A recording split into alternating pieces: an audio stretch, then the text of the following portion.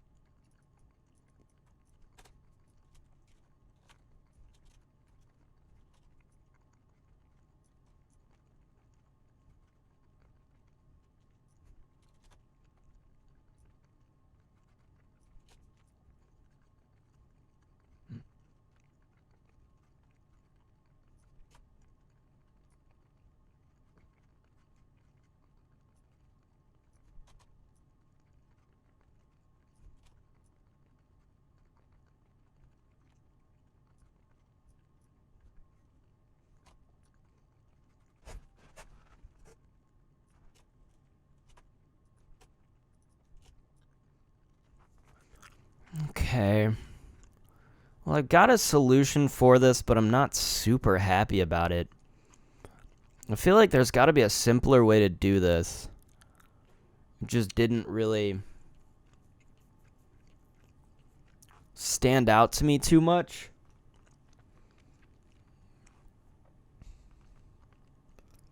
So I know that each line, so we need 6 lines, right? Which is our input. Basically, our input was 6, so we needed 6 lines. So however many lines get inputted as n, that's how many we need. So I need this first for loop to basically loop through and print each line. Now the weird thing is that I have to have then an additional 2 loops, which, God, I feel like there's got to be some way to simplify this to make it easier. You'll notice that I incremented as 1, and I set it to n plus 1. And that's basically to simplify this, because if I have it, here's the problem. If I have it as 0, and I compare here, then what I have to do is set this up to be n minus I minus 1, because, so if we have n, right, it's n minus 0, it's going to print the size of the array. It's going to print 6 zeros, or 6 spaces, which is an additional space than we need. So we actually need n minus I minus 1 spaces here, and then we're decreasing the value of j every line because we need less spaces every single time. Additionally, this isn't going to work yet because I would need that to be I plus 1, I believe. In order to get that to work correctly, yes. So that's why I did that, because it simplifies this, This I especially hate. I hate how that looks. So I can change this by just making that 1 and making this plus 1, and then I can remove this completely, and I can also remove that, and it works the same. It just looks a little nicer if I do it like that. So that's why we did that. Although this does make this kind of shitty, doesn't it? But I do need it to be... I don't have a better way to do that. Start at 0. You know, I don't know. That's the best way I can think of. So we're not printing line, you'll notice. We're just printing spaces. Now for this, we needed an additional for loop here to print out the characters. If we don't have an additional loop here, we could only realistically print one. I mean, unless there's a way to, like, concatenate via multiplication. If that makes sense, the thing I just said, if that makes sense. If I could be like, oh, print that 6 times. I don't think it works like that. There might be some way to do that, but we didn't do that. So additionally, I added a second loop. This is the K loop. Well, I don't know if I explained this well enough, first of all. So J is n minus 1, which n is our size. Minus 1 is going to give us, it's going to start at 6, minus I, minus 1. It's going to be 5 spaces, which is exactly how many spaces we need. And you'll notice at the very end, we need no spaces whatsoever. If there was a space at the very bottom, then we could use 0 here, I think, maybe. It depends on what's at the top as well, but... and then we decrement J here. So K starts as I, so it's going to start, let's say we start at 0, and while it's greater than 0, it's going to start at 1. While it's greater than 0, we're going to decrement I, which is only going to print 1, decrement it. It's going to be 0, which is not greater than 0. And it's just going to do that. It's going to print us exactly the number of pound signs we need. I think some people would call those hashtags now. That's very modern. But I think they weren't really called hashtags before the invention of Twitter. It's a pound sign. And then we have this last print line just to print a single return to move us to the next line. So that's my solution. I'm not super happy with it, but I don't know if there's a better way. I'm just not thinking of a better way to do that currently. So this looks clean enough. It could be a lot messier, right? So I think that should be good enough, right? So yeah, so we'll submit that, and that'll be that one. Okay. So birthday cake candles. I'm in charge of the cake for a child's birthday.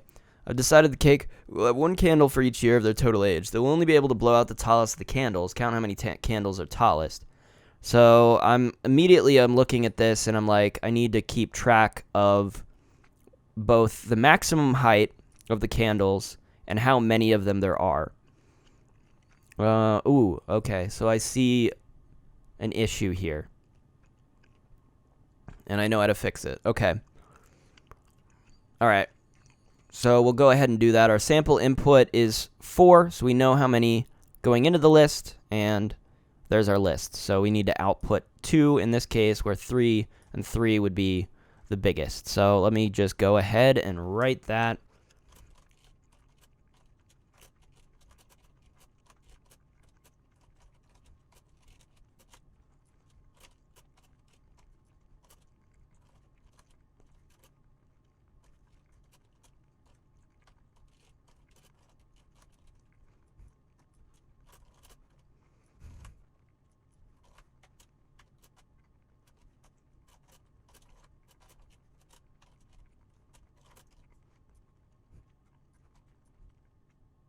Okay.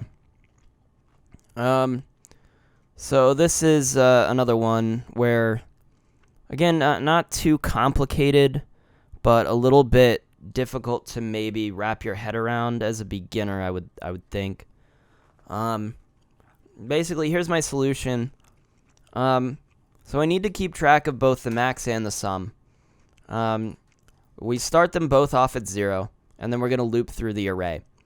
I did this because I need to reuse this value 3 different times here, and I didn't want to have candles.getI here, here, and here, so I set it to a value called current, which is our current value,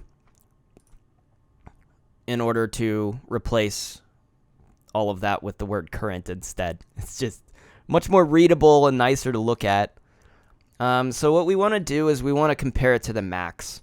Our max starts as 0, so pretty much every value, unless it's negative, should beat that at first. So what we're doing here, let's say I don't really like this array this much because it starts with our max value. So let's say I had 3, 2, 4, 1, 4, something like that instead. Then what would happen here is that our max would be set to 3 on the first round, and our sum would be set to 1. Now, we don't want to set this to 0 because we obviously know that we have one of those in the list, so we'd need to set it to 1. But there is a reason I'm doing this, which I'll explain a little bit later. So if our current is not greater than the max, then it's either less than or equal to the maximum. So if it was a 2, it wouldn't be equal and we wouldn't increment. Let's say we had a 4. Our current 4 is greater than 3, our max. So now our max is set to 4, and we need to reset our sum. That's why we're doing this. Because if we didn't do that, our sum would increment. This is the main issue I'm thinking of, would be kind of the thing that people might get caught up on, is like once we do this, we've already determined we have a max value and our sum has already been incremented. So we would have 1 here, and then we would add another 1 and then reset our max to 4, right? So once we hit 4 here, we would have a sum of 2, which is, I shouldn't make that sign probably. 2, right? Which is incorrect. There's only 1 4 so far that we see, and there's only 1 max value, which I don't think this list is good for dealing with that situation, because you could, I think the way it works, it would still work like this, right? Let me think.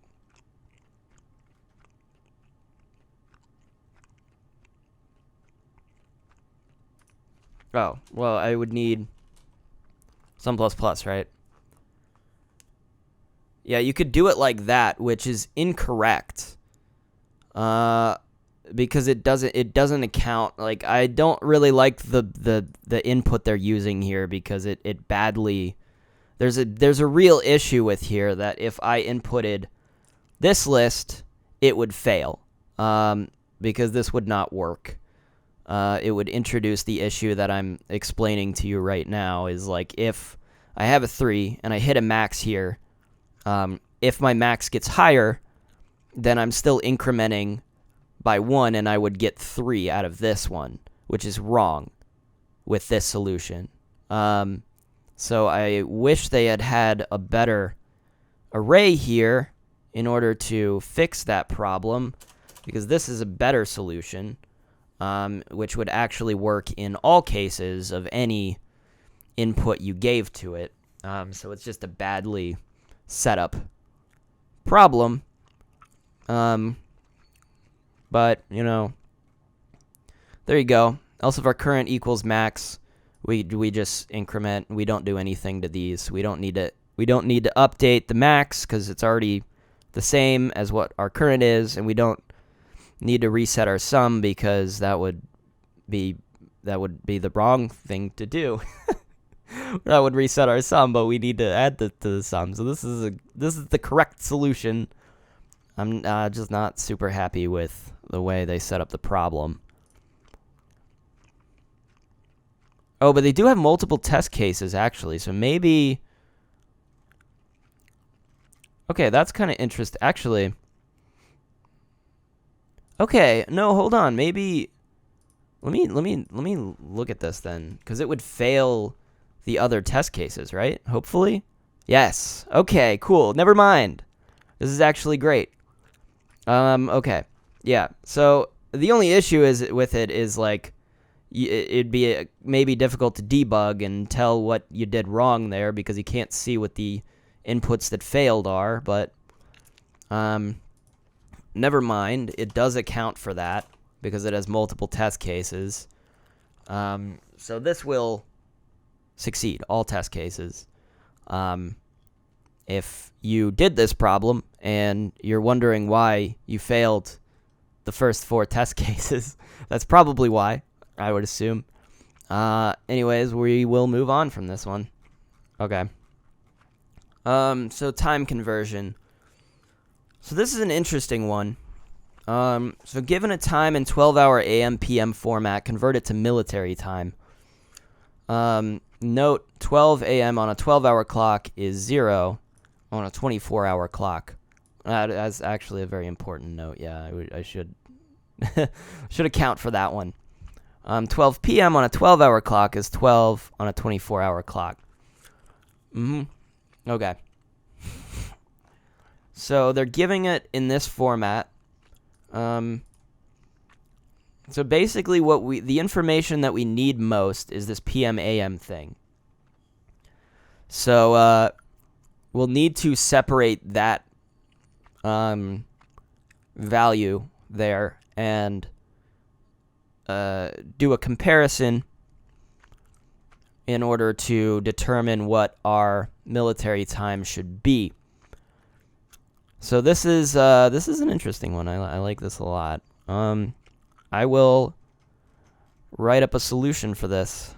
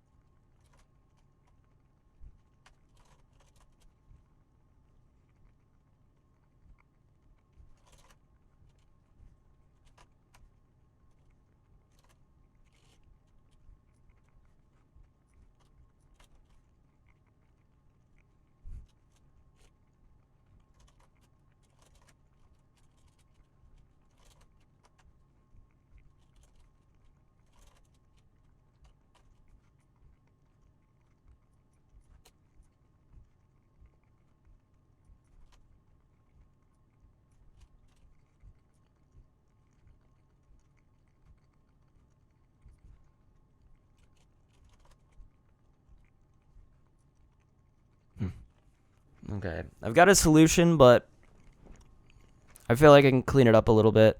So I'm just gonna go over this real quick. So first thing we did, we created a string array, and I split the string. So I used s.split. Split is a method in the string class in Java, part of the Java library.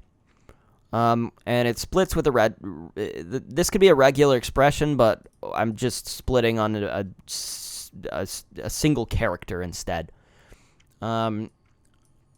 So you got to be careful with this because it is expecting a regular expression. So there's certain things like that you would need to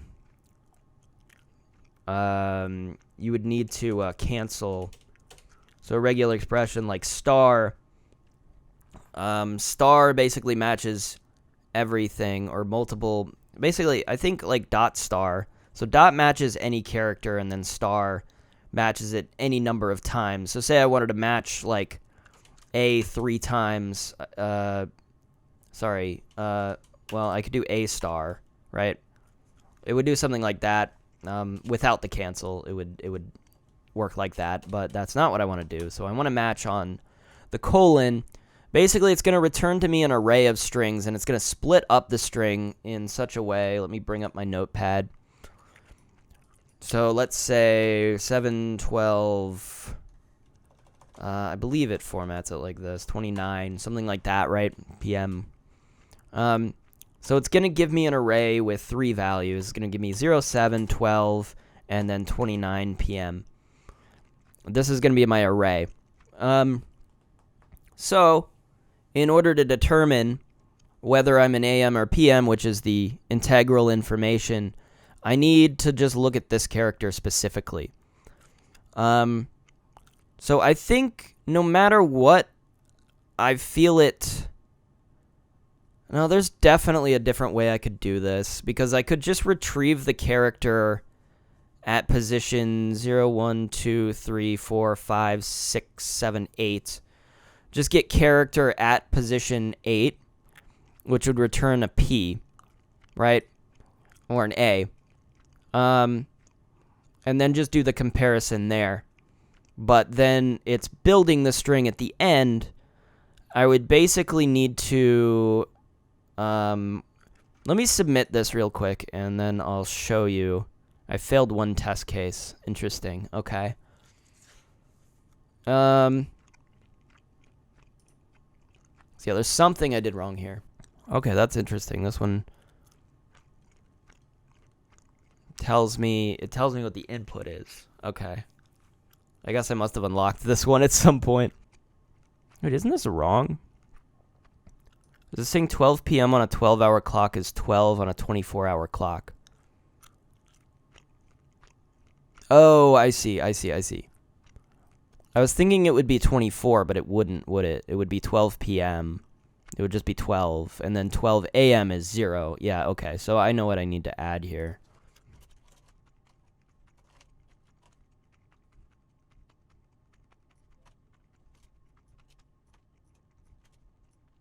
Yeah, okay.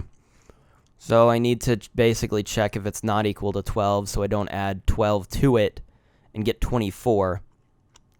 Okay, this is a weird problem. Okay. So my AM or PM basically grabs this character. The only issue I'm seeing is if I were to just grab this character directly, is to just kind of build the string at the end. I don't know. This feels like it's easier, at least in terms of readability as well, so I think I'll just leave my solution as is. If we get an A here, then we need to check if we're equal to 12, because if we're 12 AM, we need to change this string to be 0, 0. If we don't do that, it's going to be 12, and that's going to be wrong. Obviously. So we need, that's why it gives us these notes here. It's actually very helpful. Same thing, if our split string, if we're in PM, which is why we have an else here, if we're in PM, then if we equal 12, we need to make sure that we don't change it at all. But otherwise, if we're at 1, 2, 3, 4, 5, we need to add 12 to that value. Now, I've done this in such a way that I've used the Java integer parse int. We need to do this part of it because we're going to be passing in... fucking shit. We need to pass in a string, right? So we need to get an integer out of this so that we can do the addition. Because if we didn't parse the int out of it, it would throw an error because we're trying to add a... No, it wouldn't throw an error.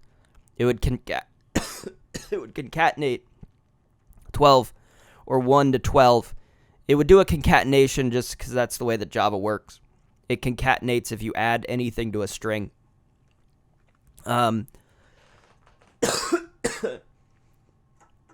So that's basically why we're doing that. Sorry, I just started fucking choking. We're adding 12 to the integer, right? If it's not 12 already. And then I need to, it's just this weird syntax that Java uses. I'm just adding this because the way it works, if I add anything to a string, like I just said, it assumes I want to concatenate. I want to make a string, and it's going to return a string. Yeah, I don't know. That might be confusing, but that's basically why I did that. And it's gonna, because I need a string here to put back into the string. I can't just put an integer into a string array. It would be mad at me if I did that. I'll show you. I'll show you what it'll do. It'll say that's wrong. You can't do that. Yeah, incompatible types, because I'm trying to now pass an integer into a string array in the first position, which is stupid and doesn't make sense. Java's like, what? Other languages I think can deal with that shit, like JavaScript. There's certain clever languages that can figure out what you're trying to do there and be like, oh, you wanted this to be a string. I mean, JavaScript just uses like var types. It's wild. You don't even need any of that. This is our first time using a char. Sorry. Char is another raw data type. It's just a single letter or symbol. It can be anything, really. Usually you denote a character by doing single quotes. That's a character. This is a character. That's a character. I can store all of those in a char type. So no matter what I get here, it could be a number, could be a letter, could be a symbol. I can store all of those in char. And I want to, because it's a char, I can do a comparison with another char, like this. Easily. I can do a equals equals. I do want to note something that, say this was a string, right? Say I was trying to compare a string, like A, like, and say AM or PM was a string. It's not, but say it was a string. So let's say it's a string. This wouldn't make any sense. Obviously, if I try to run the code right now, what it'll do is be like, hey, you're trying to store a character in a string, and that's the error that it would throw at me. But if it was a string, we couldn't do this because string is not a raw data type. It is I believe it's called a container. I could be wrong about that, but I believe that's what it's called.